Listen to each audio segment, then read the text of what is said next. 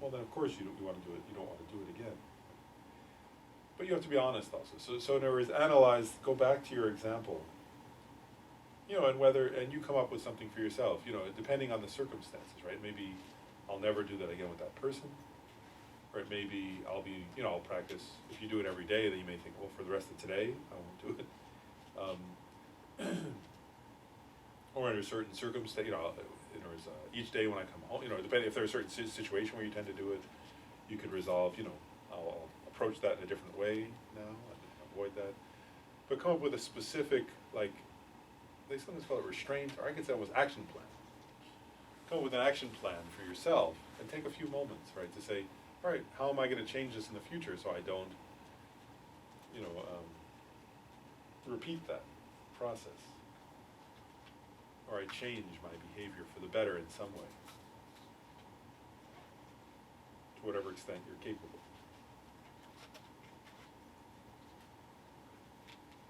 So just take a couple minutes and come up with a specific resolve of restraint, that where you're changing that behavior in at least one specific way.